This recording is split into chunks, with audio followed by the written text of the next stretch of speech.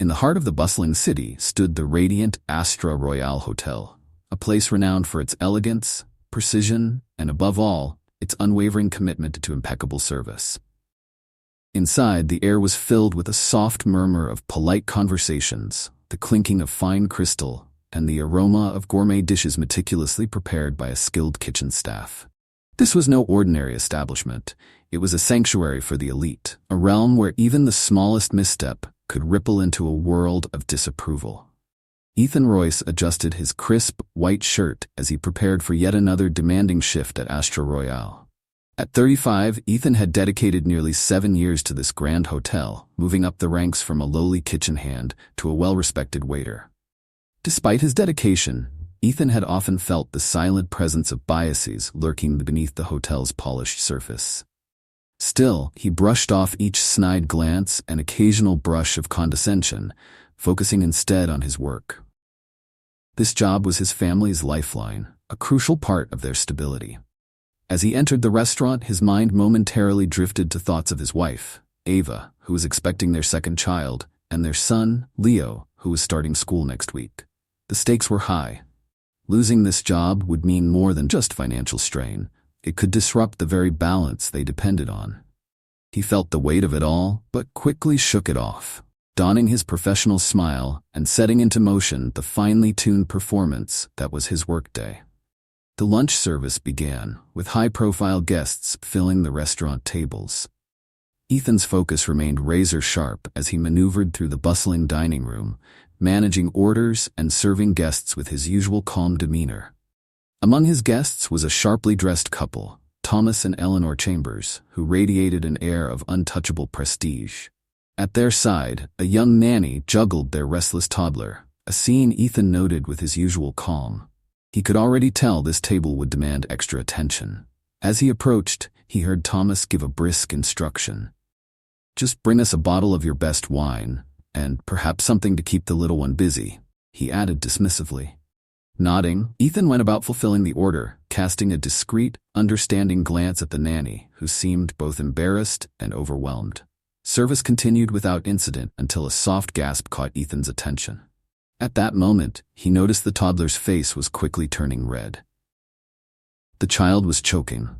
Without hesitation, Ethan set down the tray he was carrying and rushed toward the family's table, his mind zeroing in on one thing: saving the child. Panic spread across the nanny's face, and as Thomas and Eleanor finally looked up, they seemed frozen in horror. Ethan, however, was all action. With the child now in his arms, he positioned the toddler face down, delivering precise back blows between the shoulder blades. The dining room had fallen into a stunned silence. Seconds felt like hours. But finally, with one final thrust, the obstruction flew from the toddler's throat. The child gasped, filling the restaurant with the relieved wail of a young life saved.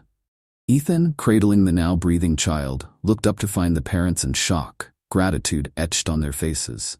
Eleanor, visibly shaken, murmured, "Thank you. You saved him."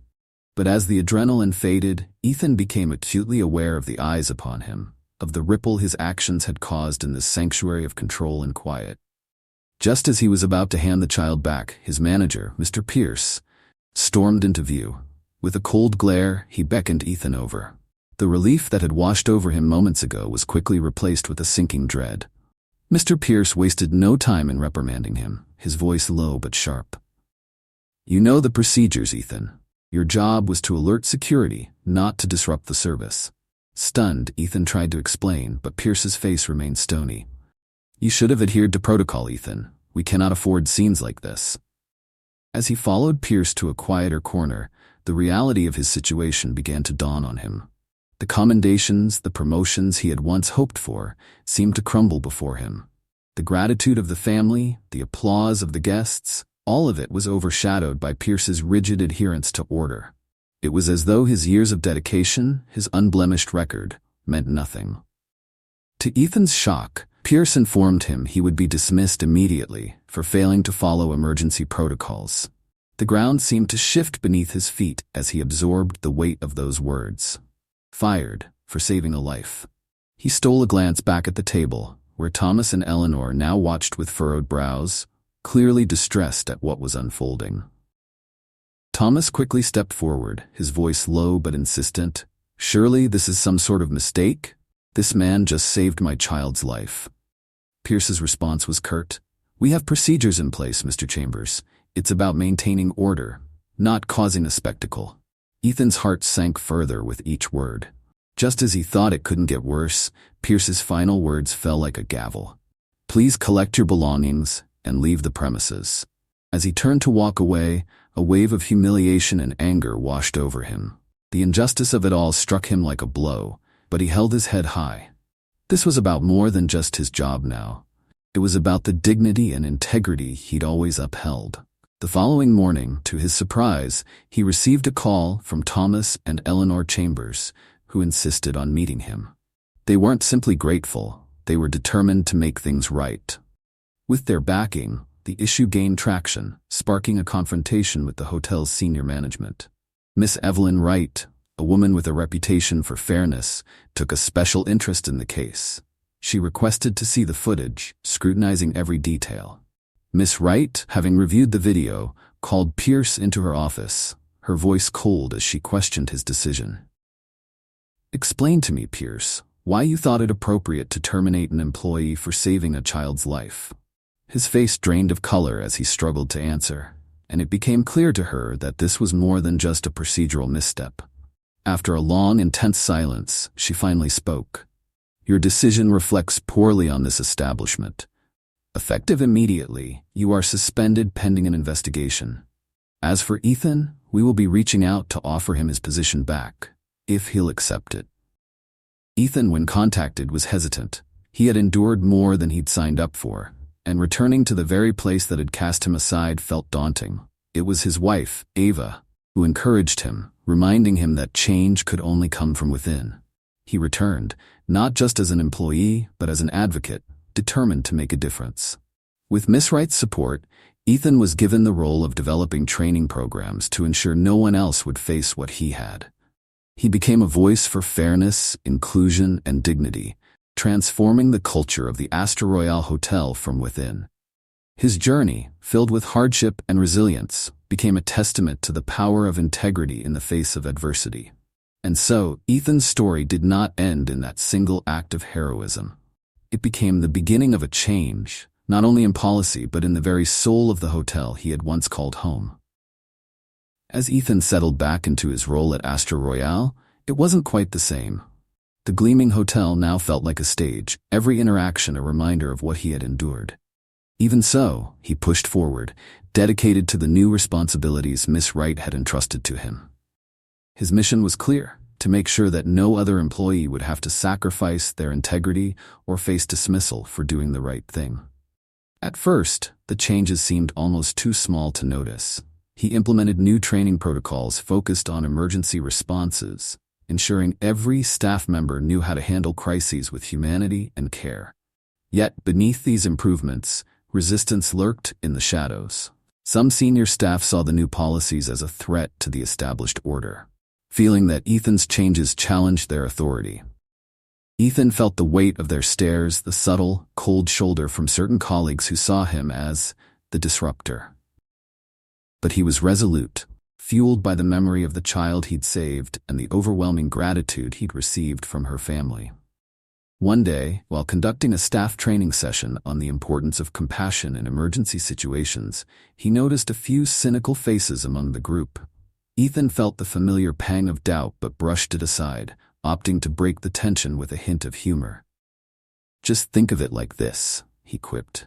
"In a crisis, you don't wait for the orchestra to cue up a dramatic song before you act. You just go in, save the day, and leave the theatrics to the guests." Laughter rippled through the room, disarming even the skeptics. For a moment, he felt a connection with them, a shared understanding that beneath the surface, they all wanted to be proud of the place they worked. But just as quickly, the moment passed. Some of the senior staff members resumed their disapproving glances, as though every smile he won felt like an affront to the old guard. The weeks turned into months, and slowly but surely, the atmosphere at Astor Royale began to shift. New hires brought fresh energy, inspired by the policies Ethan championed, and even some of the long-time employees began to see the impact of his changes. Miss Wright frequently checked in, her respect for Ethan only growing as she saw the effect of his work firsthand. Then, one evening, as Ethan was wrapping up his shift, Miss Wright approached him with a peculiar smile. "Ethan," she said, "I wanted to let you know there's a special dinner event coming up. It's an intimate gathering. One of our most valued clients is hosting it, and I thought you might be interested in attending as a guest, not a server." Ethan's eyebrows shot up in surprise. It was unheard of for a staff member to be invited as a guest, but Miss Wright merely smiled, giving nothing else away. On the evening of the event, Ethan arrived at the restaurant, dressed sharply but feeling out of place. The dining room, usually familiar, looked entirely different from a guest's perspective. He was seated near the head of the table, surrounded by dignitaries, socialites, and business magnates. As he glanced around, he noticed a couple with a familiar face, the Chambers family, whose child he had saved months ago. Thomas Chambers raised a glass to Ethan with a warm smile, and Eleanor winked in his direction, her expression one of genuine fondness. Ethan relaxed, but the calm was short-lived. Just as the main course was being served, a tall figure strode into the room. Ethan's stomach dropped as he recognized Pierce, his former manager, now freshly reinstated in a lesser role after his suspension. Pierce's eyes found Ethan immediately, and he offered a tight, forced smile as he approached the table. "Well, well," Pierce began, his voice dripping with sarcasm. "Quite a surprise to see one of our own sitting at this table." He shot Ethan a look that spoke volumes, laced with resentment. Ethan returned his gaze calmly, refusing to give Pierce the reaction he was so clearly trying to provoke. Thomas Chambers, catching on to the tension, cleared his throat and addressed Pierce in a tone that brooked no argument. "Mr. Royce is not one of your own, Pierce. He's here as our honored guest, a man who, I might remind you, saved our child's life." Pierce's smirk faltered slightly, but he quickly recovered, murmuring, "Of course, how noble." The room felt charged with tension, and Miss Wright, observing from the edge of the room, stepped in smoothly. "If everyone would take their seats, please," she said with a smile that was both warm and steely. Pierce had no choice but to comply, but as he took his seat, he shot a final glare at Ethan, one that promised this wasn't over. As the evening wore on, Thomas Chambers couldn't resist leaning in to Ethan, a conspiratorial grin on his face. "You know," he whispered, "we ought to start a fan club for you. You've got the courage, the charm, and now quite the list of, let's call them admirers, wouldn't you say?" Eleanor laughed softly, and even Ethan chuckled, feeling for the first time that maybe he had allies in high places. But the night took another twist just as dessert was served. Pierce, who had been nursing a drink with increasing fervor, abruptly rose from his seat and cleared his throat. "A toast," he announced, raising his glass with a rather unsteady hand. His eyes gleamed with something dark, something that suggested he had been waiting for this moment. The room quieted, all eyes turning toward him. Pierce, glancing directly at Ethan, raised his glass higher. "To the man who, despite all odds, wormed his way into our hearts and our staff meetings." The room held its breath as Pierce continued, his tone laced with bitterness. "To the man who defied protocols and brought change to Astra Royale." He finished his toast with a mocking bow in Ethan's direction. The tension in the room now thick enough to cut. But Ethan, ever composed, stood up calmly and raised his own glass. "Thank you, Pierce. And here's to those who show us exactly what not to become." A collective intake of breath echoed through the room, and a few quiet gasps signaled the ripple of shock that followed his words. Ethan's face remained composed, his eyes fixed on Pierce, unyielding and resolute. Pierce, caught off guard, looked around, his bravado crumbling under the weight of the guests' stares. Miss Wright seized the moment, her voice firm. "Thank you for that, gentlemen," she said, signaling the end of Pierce's charade. "Now I believe we're all here to celebrate something other than outdated grudges." With that, Pierce sat back down, his face a mask of contained fury, while a wave of respect toward Ethan washed over the room. Ethan had maintained his dignity, his wit, and his poise in the face of open hostility, and his quiet victory didn't go unnoticed. The guests resumed their conversations, but the dynamic had shifted. Ethan was no longer just a server. He was someone who commanded respect, someone whose values spoke louder than any title. Yet, as the evening came to a close, Miss Wright approached Ethan with a serious expression. "Ethan," she murmured, her voice soft, "Pierce has more influence here than I'd like to admit. There may be complications. I want you to be aware of the risks." Ethan nodded, his gaze steady. "I understand, Miss Wright, but I believe in what we're doing here. I'm not backing down." She studied him for a long moment before nodding, her expression one of admiration, tinged with concern. As the guests departed, Ethan felt the weight of what lay ahead pressing on his shoulders. He was playing a game with high stakes, one that threatened to cost him not just his job but his reputation, his security. He had allies, true, but he also had powerful adversaries, and Pierce wasn't the type to let things go.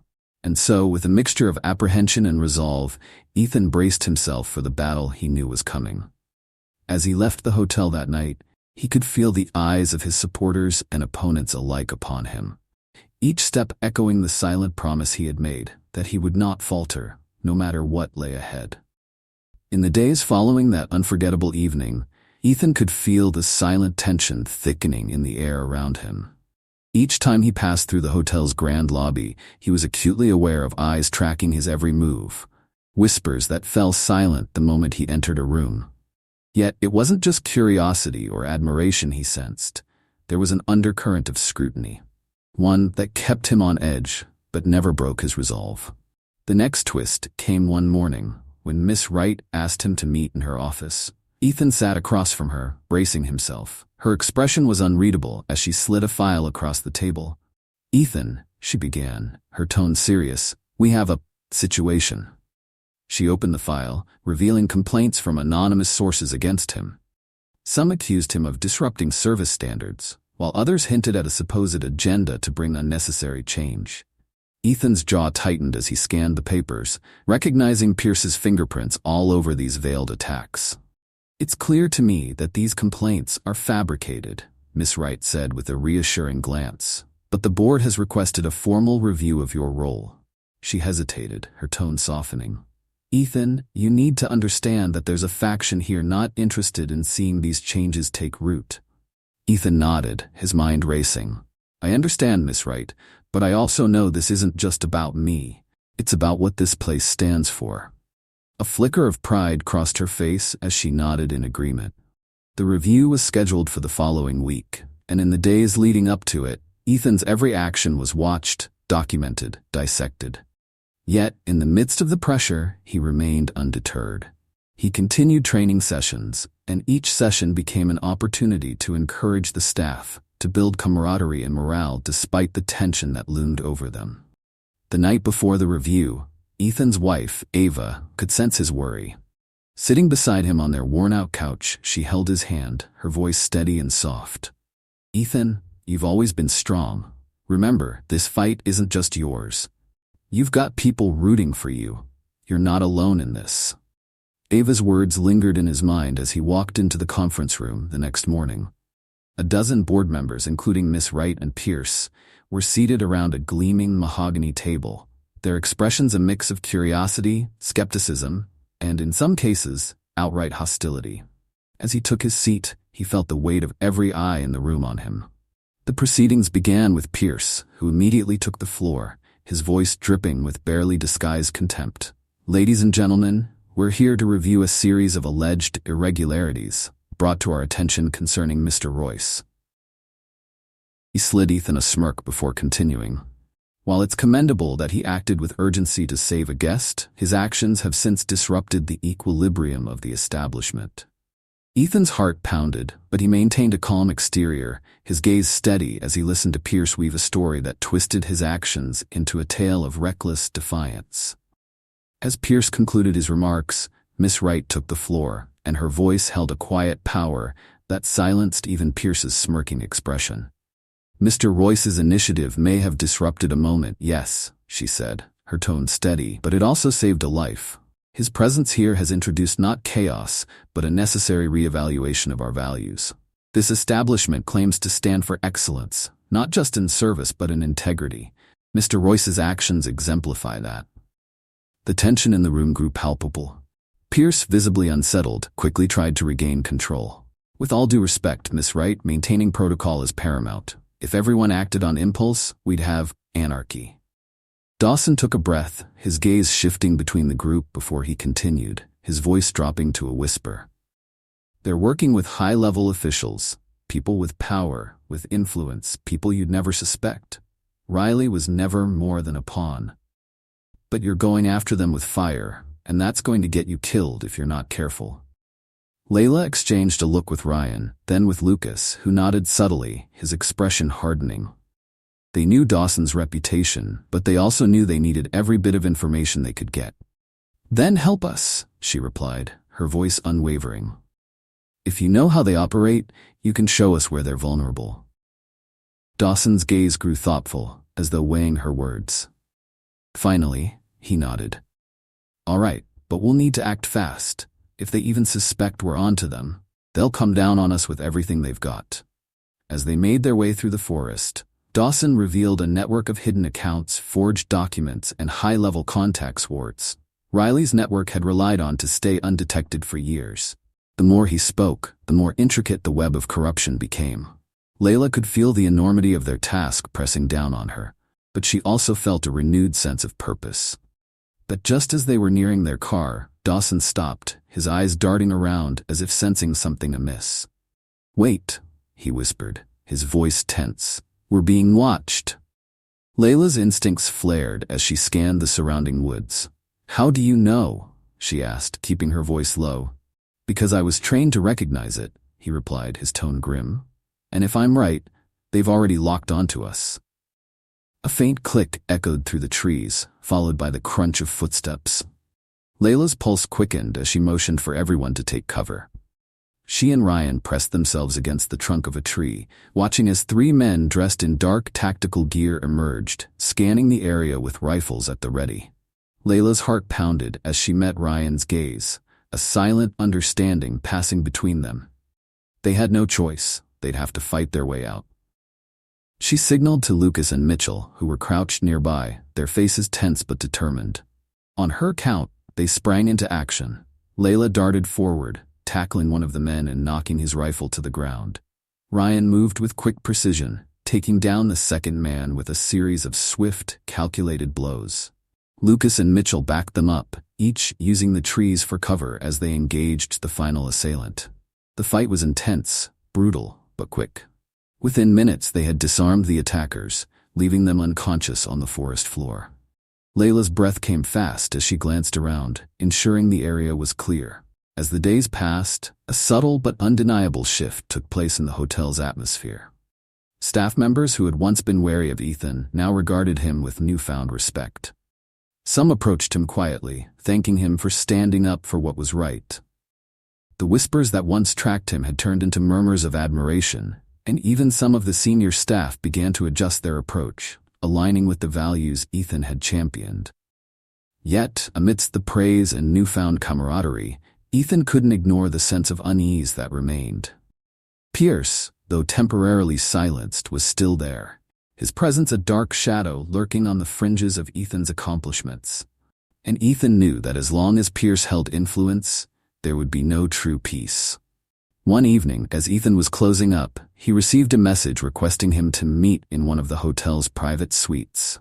The message was unsigned, and although every instinct told him to be cautious, curiosity won over. As he reached the suite, he found Miss Wright waiting, her expression grave. "I had to speak to you privately," she began, glancing over her shoulder as though checking for eavesdroppers. "Pierce isn't done, Ethan. He's been stirring trouble, trying to find anything he can use against you." She paused, choosing her words carefully. "He's even contacting former employees, searching for any complaints he can spin against you." Ethan felt his pulse quicken. This was a side of Pierce he hadn't anticipated, one that operated in shadows, ruthless and relentless. Miss Wright's expression softened as she continued. "I know you've been through enough already, but you should know that I won't let him undermine the changes we've worked so hard for. However, Ethan, this may mean going beyond what either of us anticipated." Ethan met her gaze, understanding the unspoken message. He would need to be prepared for whatever Pierce threw his way. This wasn't just a battle for his own position, It was a battle for the future of Astra Royale's values. As he left the suite, he steeled himself, knowing that the real test had only just begun. After his conversation with Miss Wright, Ethan couldn't shake the feeling of foreboding that clung to him. Pierce had always been a thorn in his side, but this new level of scheming felt sinister. He knew that if Pierce succeeded in tarnishing his reputation, everything he'd fought for, his job, his family's security, the changes he'd made in the hotel, could crumble in an instant. But he also knew that if he backed down now, Pierce's influence would only grow stronger, and the toxic culture Ethan had fought to reform would take root once more. The next day, Ethan arrived early, preparing for a long shift. As he was going over the schedule, a young staff member, Carlos, approached him, his expression nervous. "Ethan, I wanted to thank you for everything." Carlos stammered, glancing around as if to make sure they weren't overheard. "Before you, no one here ever cared about people like us. It's good to feel like we matter." Ethan felt a rush of warmth at Carlos's words, but as he opened his mouth to respond, he caught sight of Pierce lingering at the edge of the room, watching them with a cold, calculating look. Ethan gave Carlos a reassuring nod before turning to meet Pierce's gaze head-on, refusing to let the intimidation seep through his calm exterior. Pierce, however, merely smiled, his lips curving in a way that was anything but friendly, before turning and disappearing into the shadows of the hallway. The rest of the day passed in tense anticipation. Every time Ethan turned a corner or entered a room, he felt like Pierce was lurking just out of sight, ready to strike. But despite the constant vigilance, nothing out of the ordinary happened, until that evening when a series of complaints flooded into Miss Wright's office. Each complaint described incidents involving unprofessional conduct by Ethan, each one more outlandish than the last. Miss Wright called him into her office, her expression a mix of frustration and concern. "Ethan, these complaints are clearly fabricated," she said, her voice calm but her eyes showing a glint of worry. "But the volume of them is troubling. Pierce has connections, and it seems he's pulled in every favor he has to try and get you out." She sighed, leaning back in her chair. "We need a plan, Ethan." For the first time since the ordeal began, Ethan felt a twinge of doubt. He had the support of Miss Wright and several of his colleagues, but Pierce's reach was wider, deeper than he'd anticipated. Still, he wasn't ready to give in. With a determined look, he replied, "Miss Wright, if Pierce wants a battle, he's got one. I won't back down." The following week, Ethan continued his work with renewed intensity, refusing to let the storm brewing around him slow him down. Yet, as the days wore on, it became clear that Pierce was escalating his efforts. Rumors began to circulate among the staff, some so ridiculous that Ethan couldn't help but laugh when he overheard them. Claims that he had been caught sneaking guests' belongings or even tampering with food orders. But amidst the laughter, he saw the glances, the suspicion creeping into the eyes of those who once admired him. Pierce's smear campaign was working. Then one evening, just as Ethan was finishing up, Miss Wright burst into the staff room, her face flushed with excitement and something close to triumph. "Ethan," she called out, her voice carrying a note of urgency. "We've got a break." She explained that a former employee, Amelia, who had once worked closely with Pierce, had come forward with information. Amelia had witnessed Pierce manipulating complaints, pressuring staff to speak against Ethan, and even forging documents to support his claims. She was willing to testify, to put her career on the line to expose Pierce's schemes. Ethan felt a rush of gratitude and relief, though he couldn't shake the feeling of caution. "That's incredible, Miss Wright, but do you think Pierce will go down that easily? If he's desperate enough to do this, I doubt he'll stop here." Miss Wright nodded, understanding his hesitation. "You're right. Pierce is relentless, but this evidence, it's strong. With Amelia's testimony, we can finally make a case against him." The plan was set in motion, and a formal investigation was launched. As the news spread, the tension within the hotel grew, with employees nervously whispering about the scandal unfolding in their midst. Yet, through it all, Pierce remained outwardly composed, going about his duties as if the walls were closing in around him. Ethan found himself almost admiring Pierce's audacity, even as he prepared for the final confrontation. The day of the hearing arrived, and as Ethan entered the conference room, he found Pierce already seated, his expression unreadable. The board members were present, their faces grave as they reviewed the evidence. Miss Wright, standing beside Amelia, met Ethan's gaze, a flicker of encouragement passing between them. As the hearing began, Pierce spoke with his usual confidence, deflecting accusations with well-rehearsed denials. But when Amelia took the stand, describing in detail the extent of his manipulations, his facade began to crack. For the first time, Pierce appeared nervous, his mask slipping as he realized just how much she knew. Then, with a final flourish, Miss Wright presented the forged documents, each one a damning piece of evidence that left no doubt as to Pierce's guilt. The room fell into a stunned silence, and all eyes turned to Pierce, who sat rigid, his face drained of color. Finally, the head of the board spoke. "Mr. Pierce, your actions have not only violated the values of this establishment, but have placed this hotel in serious legal jeopardy. Effective immediately, you are terminated." A gasp rippled through the room as the weight of the decision settled. Pierce, who had spent years consolidating his power, was finished. He looked at Ethan, his eyes blazing with unfiltered hatred. "This isn't over," he hissed, his voice low enough that only Ethan could hear. "You think you've won, but I'll be back. Mark my words." But Ethan merely met his gaze, unflinching. "You're right, Pierce. This isn't over. Not for me, not for the people who work here, and not for the changes we're making." He paused, his voice steady. "But for you, this is the end." As Pierce was escorted out, the room erupted in murmurs, some shocked, others relieved. The tension that had plagued the hotel for months was finally beginning to dissipate. Miss Wright approached Ethan, her expression one of profound respect. "Ethan, I can't thank you enough for your resilience. You didn't just fight for yourself, you fought for all of us." Ethan nodded, a sense of calm settling over him. "This place means a lot to me, Miss Wright. I couldn't just stand by and let it become something it shouldn't." With Pierce gone, the atmosphere at Astra Royale began to transform. Ethan's efforts had sparked a shift in the culture, a move toward genuine respect and compassion. New policies were introduced, ensuring that every staff member felt valued, protected, and empowered to act with integrity. But one night, as Ethan was closing up, he found a letter slipped under his office door. It was unsigned, the handwriting unfamiliar, but the message was chilling. "Don't get too comfortable. I'm watching." Ethan felt a chill run down his spine. He knew Pierce had allies, people who still clung to the old ways, to the hierarchy and the silence that allowed misconduct to flourish. The battle might have been won, but the war, he realized, was far from over. The message under his office door left Ethan with an uneasy feeling. He scanned the hallway, but there was no one in sight, only the dim glow of the exit sign casting long shadows. With a deep breath, he slipped the note into his pocket, deciding to keep it to himself. For now. He wasn't about to let an anonymous threat derail the progress they'd made.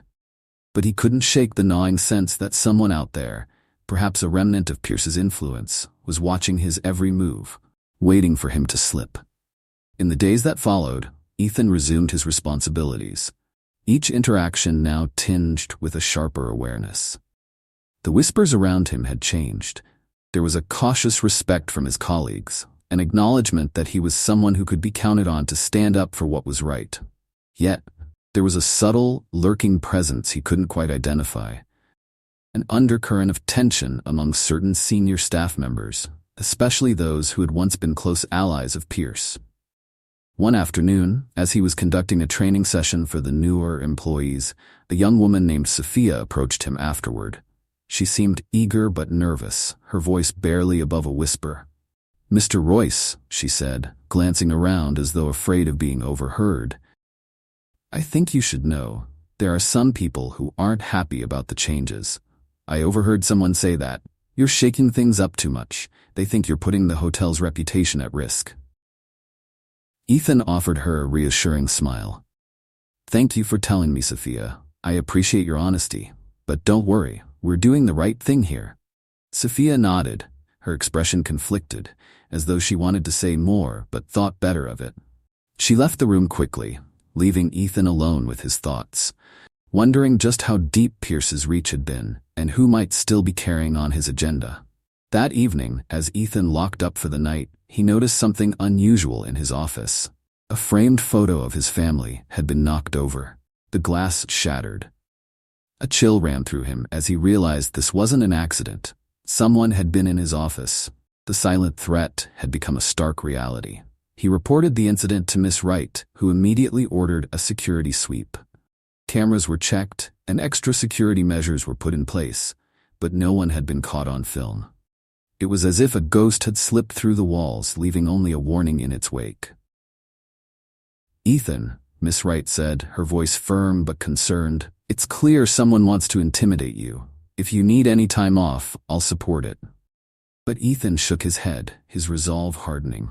"I appreciate that, Miss Wright, but I'm not backing down. Whoever's doing this wants me to feel afraid, to quit, and I'm not giving them that satisfaction." In the days that followed, Ethan's resolve only strengthened, yet so did the subtle threats.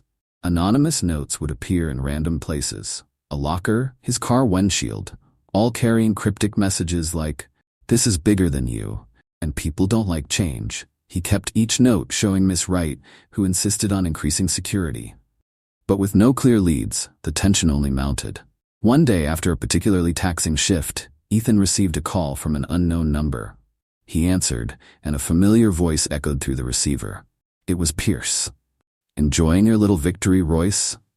Pierce's voice was slick with sarcasm, his tone mocking. "You think you've won? You think you've changed anything? This place, it has a way of spitting out people like you." Ethan clenched his fist, his voice steady but firm. "You're finished, Pierce. Whatever you think you're trying to do, it won't work. I'm not going anywhere." Pierce chuckled, a low, menacing sound. "You may think you're safe with Wright backing you, but there's more than one way to make things difficult. Let's see how long you last, Royce." The line went dead, leaving Ethan holding the phone, the dial tone droning in his ear like an ominous echo. As the weeks passed, Ethan could feel the walls closing in. Little inconveniences began piling up. Important emails went missing, files were mysteriously misplaced, and some employees suddenly became distant, no longer willing to speak with him as openly as before. He knew Pierce was pulling strings from the outside, trying to turn the staff against him. But amid the pressure, a beacon of light came in the form of an unexpected ally. Carlos, the young waiter Ethan had mentored, quietly rallied a small group of supportive employees. They approached him one evening, their faces set with determination. "Mr. Royce, we want you to know we've got your back. We see what's happening and we're not going to let them push you out," Carlos said, his voice steady, eyes unwavering.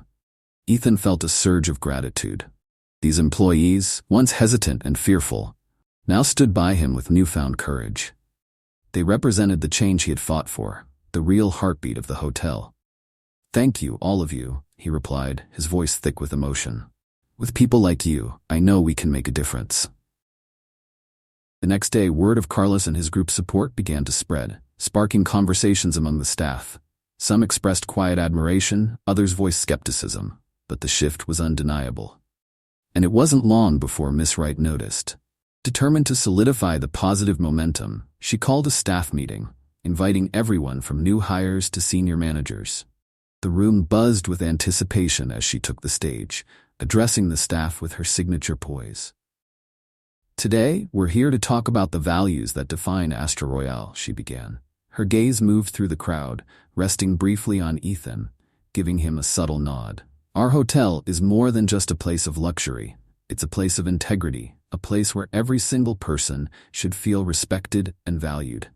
The room fell silent as she continued, "And I won't allow anyone, past or present, to undermine that."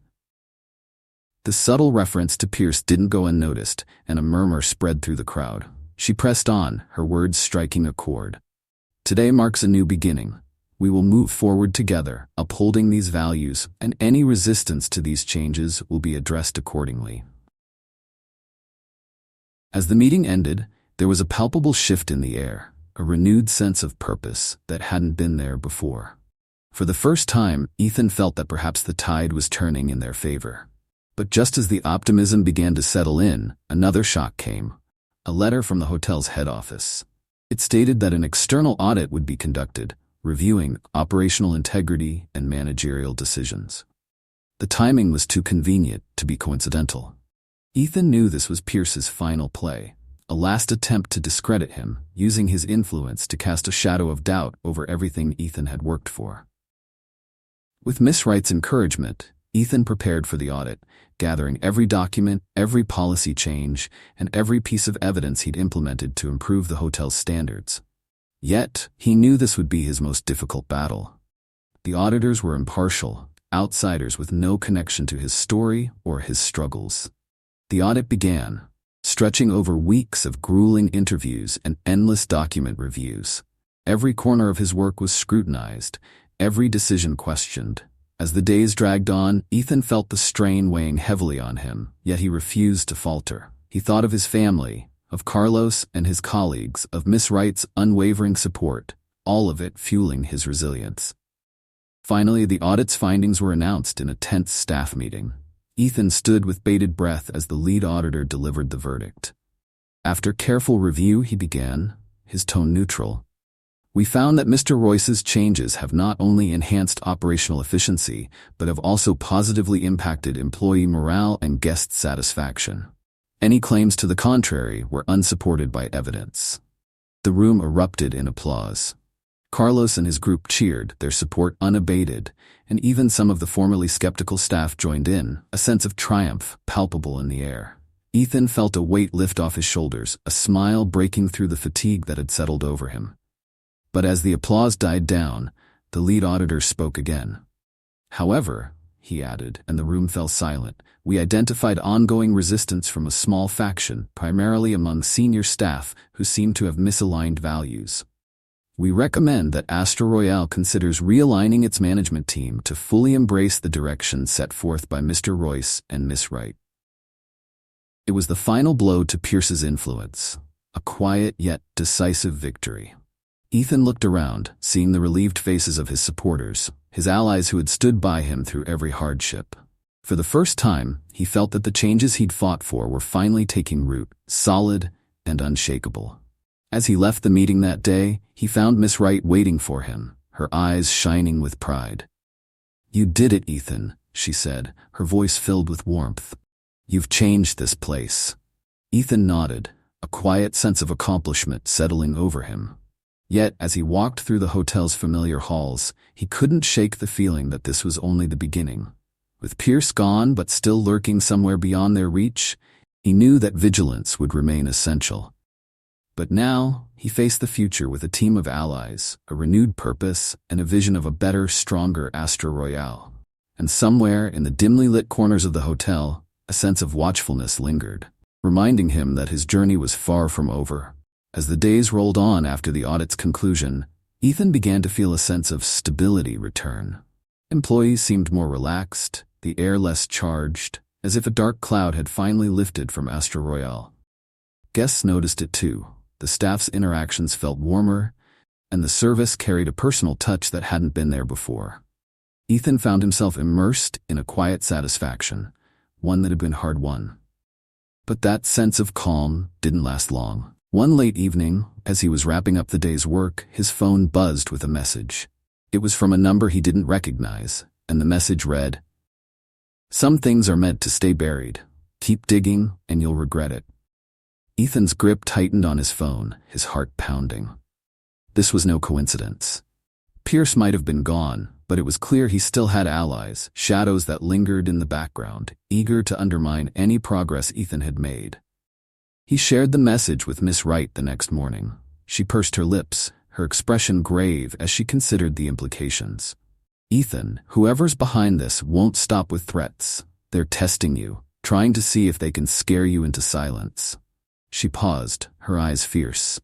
But you've come too far. We've come too far to let fear dictate our actions. Ethan nodded, the fire in her words rekindling his determination. They can try to scare me all they want, but I'm not going anywhere. But even as he said it, he couldn't shake the feeling that this was more than just a scare tactic. Someone was trying to preserve a hidden part of the hotel's past, something they didn't want coming to light. Later that week, while going over files in preparation for a new training program, Ethan stumbled upon a name he hadn't seen before, Adrian Stone. a former manager who had worked alongside Pierce years ago. According to the records, Adrian had left abruptly, his departure labeled as personal reasons, but there were no details. Ethan's curiosity was piqued. Could Adrian Stone have been involved in whatever Pierce was hiding? And more importantly, was he still connected to the hotel somehow? Ethan decided to look deeper, searching through archived files late into the night. He discovered more documents with Stone's name, alongside familiar names he'd come to recognize as Pierce's allies. Payments marked as confidential bonuses, vague but significant enough to raise suspicions. His suspicions deepened as he found references to closed transactions involving certain high-profile guests whose demands had often crossed ethical lines. These records, carefully buried, hinted at a pattern of cover-ups concealed behind the hotel's polished reputation. The next day, Ethan shared his findings with Miss Wright, who was as disturbed as he was. "Ethan," she said, her voice low, "if this goes public, it could ruin us. The board will do everything to contain this, especially those who have been here since Pierce's time." But before either of them could decide their next steps, word of their investigation leaked. Whispers spread through the hotel like wildfire, stirring up both support and tension among the staff. A faction within the senior management, fiercely loyal to the hotel's old ways, began to push back, subtly undermining Ethan's authority, questioning his decisions in front of others and fostering a sense of division. One evening, Ethan found himself confronted by a group of longtime employees, led by none other than Gregor, a senior manager who had worked with Pierce for years. Gregor's expression was a mix of contempt and mockery as he looked Ethan up and down. "You really think you're some kind of hero, don't you, Royce? Digging up secrets that don't concern you, changing policies like you own the place." Ethan met Gregor's gaze, refusing to back down. "I'm here to make sure this place represents something good, something worth respecting. Whatever you and Pierce were involved in, those days are over." Gregor laughed, a harsh, cold sound. "Oh, Royce, you have no idea what you're up against. This hotel was built on loyalty and discretion, values you clearly don't understand." He leaned in, his voice dropping to a threatening whisper. "Keep pushing, and you'll find yourself out on the street before you know it." But Ethan wasn't swayed. "The days of covering up and intimidation are over, Gregor. I'm not alone in this." His words were a declaration, a reminder that while he faced powerful opposition, he also had allies, ones who believed in the changes he was fighting for. Just then, Carlos and a few other employees rounded the corner, stopping short as they took in the scene. Their expressions shifted, solidarity flashing in their eyes as they silently took their places behind Ethan. Gregor's face twisted with frustration, realizing that his intimidation tactics no longer held the weight they once had. With a final sneer, Gregor turned and walked away, leaving Ethan and his team to bask in a small but significant victory. But even as the tension ebbed, Ethan felt the weight of what was still to come. He had uncovered too much to turn back now, and with each step forward, he sensed the stakes growing higher. Days later, the situation took an unexpected turn. A letter arrived for Miss Wright, summoning her to a meeting with the hotel's board. Ethan was asked to accompany her, and together they entered the opulent boardroom, facing a panel of stern-faced executives. Among them was Mr. Huntley, a senior board member with a reputation for enforcing the traditional values of the hotel. Huntley wasted no time, addressing them both with a pointed look. "Miss Wright? Mr. Royce, I've heard troubling reports of unrest among the staff, along with a concerning number of policy changes that seem disruptive. Astra Royale has maintained its legacy by honoring tradition. This newfound approach," he glanced disdainfully at Ethan, "isn't what our patrons expect." Ethan's chest tightened, but Miss Wright spoke first, her tone firm. "With respect, Mr. Huntley, what our patrons expect has evolved. We're no longer catering to a world where covering up misdeeds is acceptable. Mr. Royce has implemented changes that protect both staff and guests, and these adjustments reflect Astra Royale's commitment to integrity." Huntley's jaw clenched, but he maintained his composure. "Integrity is commendable, Miss Wright, but only as long as it doesn't disrupt the business." He turned to Ethan, his gaze cold. "Mr. Royce, if you continue down this path, I can assure you there will be repercussions." A silence hung in the air, thick with tension. But Ethan, feeling the weight of everything he had worked for, stood his ground. "I understand the risk, Mr. Huntley, but the risks of not changing are even greater. If we continue to ignore wrongdoing, if we sweep things under the rug just to keep appearances, then what does Astra Royale truly stand for?" The board members exchanged wary glances, but Huntley's eyes remained fixed on Ethan, a dangerous glint in them. "Very well," he said, his voice low. "But don't say you weren't warned." The meeting ended, and as Ethan and Miss Wright left the boardroom, she placed a reassuring hand on his shoulder. "Ethan, that was brave. Huntley won't forget what you said, but sometimes courage is the only thing that moves people." The next day, Ethan found another note in his locker, one that sent a chill down his spine. "Heroes don't last long around here. Time to choose. Stay silent or leave." Ethan stared at the note, the weight of its threat settling over him. But even as doubt crept in, a quiet determination ignited within him. He'd made his choice long ago, and he wasn't about to back down now. Not when so many were counting on him to keep fighting. And somewhere deep down, he felt that whatever battle lay ahead, he'd find the strength to see it through. Because he wasn't just fighting for himself. He was fighting for everyone who believed that integrity mattered more than appearances.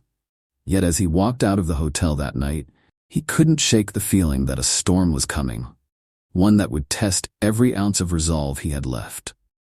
As Ethan left the hotel that night, the ominous note weighed heavily in his pocket. The quiet streets seemed to close in around him, each shadow a reminder of the threats lurking behind the glitz of Astra Royale. Yet, he squared his shoulders, reminding himself of everything he had fought for, the people depending on him to see this through. The next morning, Ethan arrived at work to find the atmosphere unusually tense. Conversations stopped when he walked by, and employees exchanged nervous glances. It was clear that rumors had begun circulating about his meeting with the board.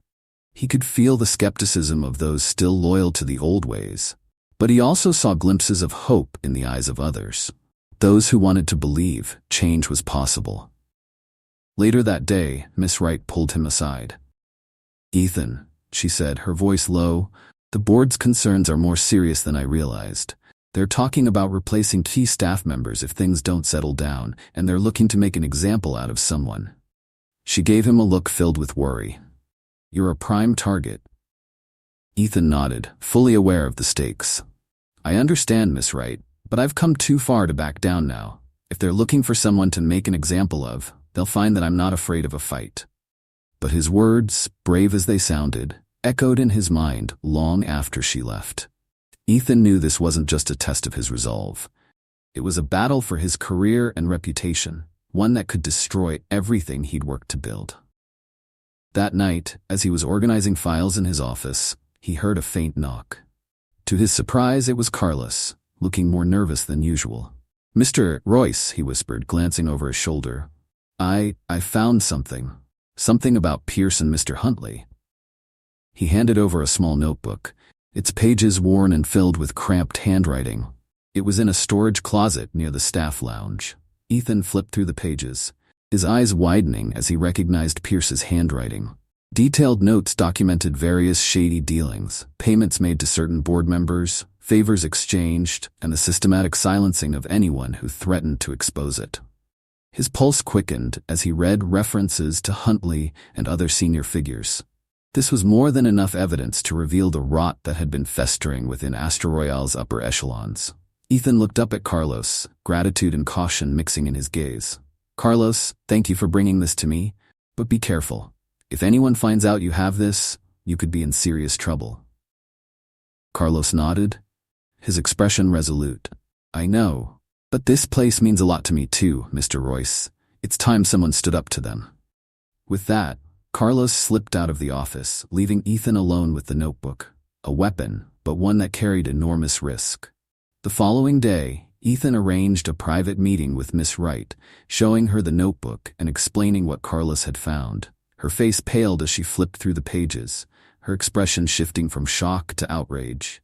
"Ethan, this is damning evidence. If we present this to the board, they'll have no choice but to conduct a full investigation." But even as they discussed their strategy, they both knew the danger this would bring. Huntley and his allies would stop at nothing to protect their power, and with Pierce gone, they would double down on their efforts to keep Ethan quiet.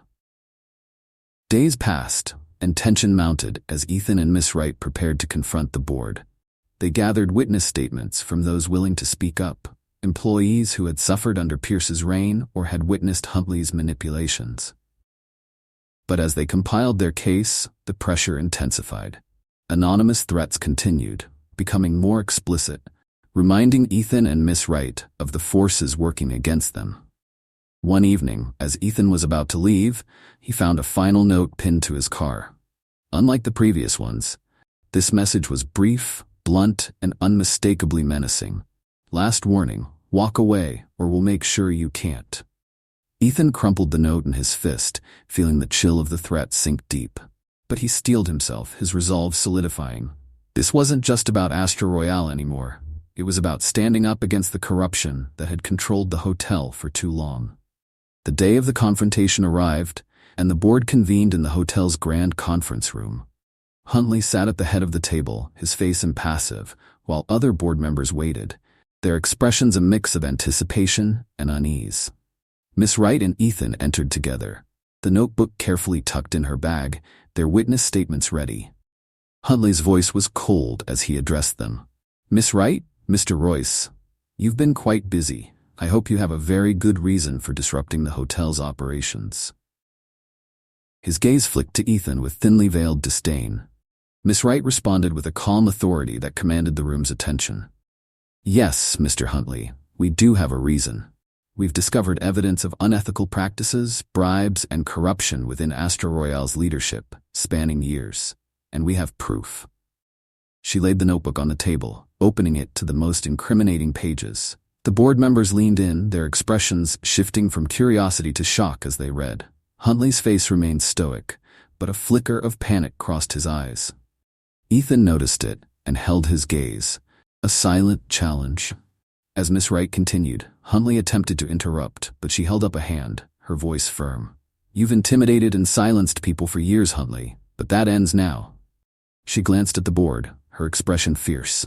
"This hotel deserves better than to be run by people who abuse their positions for personal gain."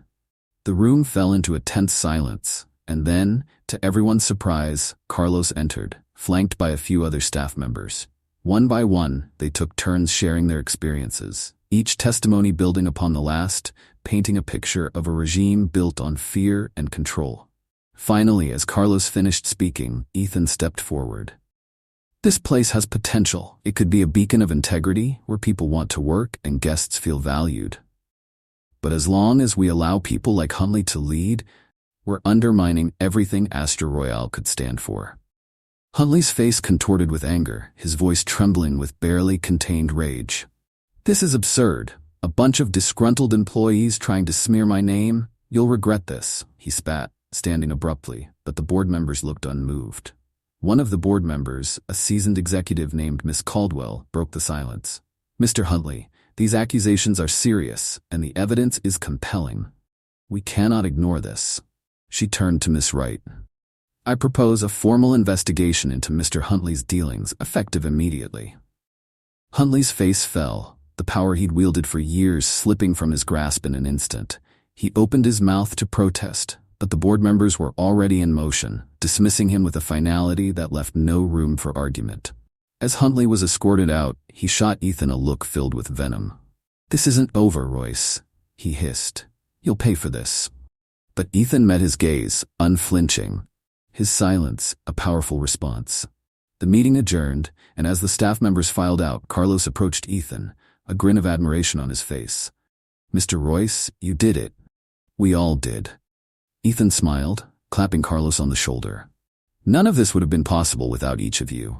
This was a team effort, and it's just the beginning of something better."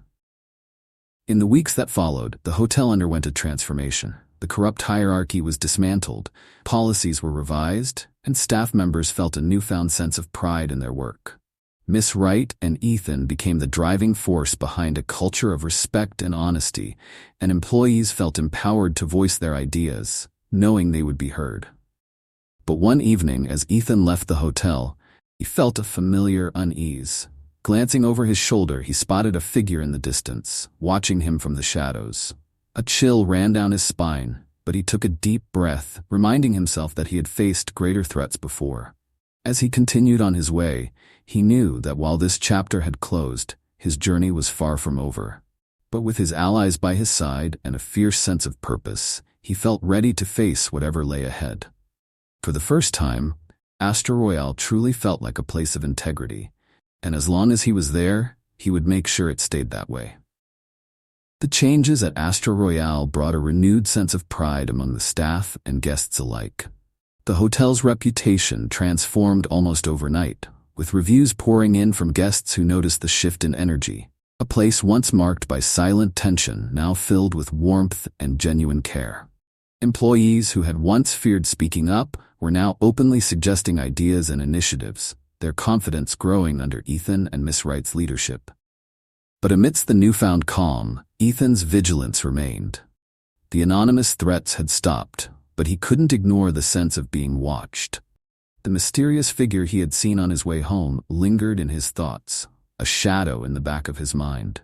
One evening, Ethan was in his office, going over plans for an upcoming charity event the hotel was hosting. A bold initiative meant to reflect Astra Royale's new values. Miss Wright had asked him to take charge of the event, knowing how much it aligned with his vision of community and inclusivity.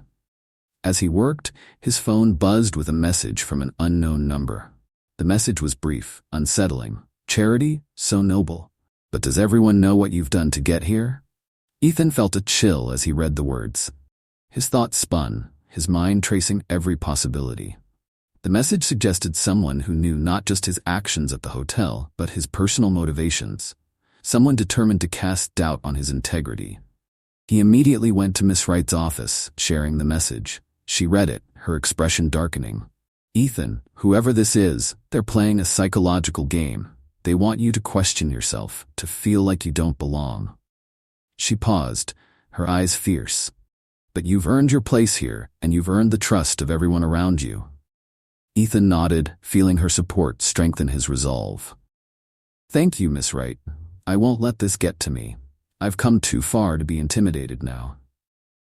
But the message lingered in his mind, a whisper of self-doubt, even as he threw himself into the preparations for the charity event. The event quickly gained traction, drawing interest from high-profile guests and local influencers who wanted to support Astra Royale's newfound commitment to community impact. For the first time, Ethan felt that he was part of something larger than himself, a movement toward change that everyone could be proud of. As the event drew nearer, the hotel's lobby was transformed into a vibrant space filled with decorations, tables set with beautiful arrangements, and a stage ready for live music. The energy was infectious, and the staff worked tirelessly to make sure every detail was perfect. But even amidst the buzz of excitement, Ethan's mind drifted to the anonymous message, wondering who might be lurking among the guests, waiting to strike. On the night of the event, the hotel was packed. Guests mingled, local artists displayed their work, and the atmosphere hummed with excitement. Ethan moved through the crowd, greeting guests and ensuring everything ran smoothly. As he spoke with guests, he kept an eye out, aware that whoever had sent the message could be watching. Then, just as the event was in full swing, a familiar face entered the room. Pierce. Ethan's heart skipped a beat as he saw him, dressed impeccably, blending into the crowd as though he had every right to be there. Pierce moved with a casual confidence, a subtle smirk on his face as his gaze met Ethan's. It was clear he had come not just as a guest but as a calculated disruption. Ethan approached, his voice calm but firm. "Pierce, you're not welcome here. I think you know that." Pierce raised an eyebrow, his smile widening. "Relax, Royce. I'm just here to enjoy the event. After all, it's a public gathering, isn't it?" His tone was mocking, his eyes gleaming with a quiet menace. "It's impressive what you've done here. I almost didn't think you had it in you." Ethan felt a surge of anger but maintained his composure. "If you're here to cause trouble, Pierce, you'll be asked to leave. This isn't the place for your games." Pierce laughed softly, a chilling sound. "Trouble? I wouldn't dream of it. But let's just say, I'm here to see how long your little paradise lasts." He leaned closer, his voice dropping to a low murmur. Because no matter how hard you try, Royce, you can't erase the past. And the people here, they'll find out what you've done, who you really are. Ethan clenched his jaw, refusing to let Pierce's words shake him. The only person here with anything to hide is you, Pierce, and your time at this hotel is over. But Pierce only smirked, casting a lingering glance around the room. We'll see about that.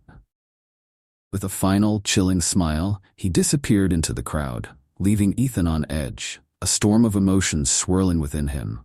As the night continued, Ethan did his best to focus on the event, meeting with donors and guiding guests through the festivities. But his encounter with Pierce had cast a shadow over the evening, and he couldn't shake the feeling that something was about to happen. Near the end of the night, Miss Wright took the stage to thank everyone for their support, her speech filled with heartfelt gratitude. As she spoke, Ethan noticed a small group in the corner, watching him intently. Their expressions were unreadable, but their focus was unsettling. He approached them after the speech, introducing himself and thanking them for attending. But one of the men, tall with a sharp gaze, responded with a cutting remark. "We've heard a lot about you, Mr. Royce," he said, his voice cold. But not all of it good. His gaze was intense, his words carrying a pointed accusation. "I wonder if everyone here would be so impressed if they knew the kind of tactics you've used to get here."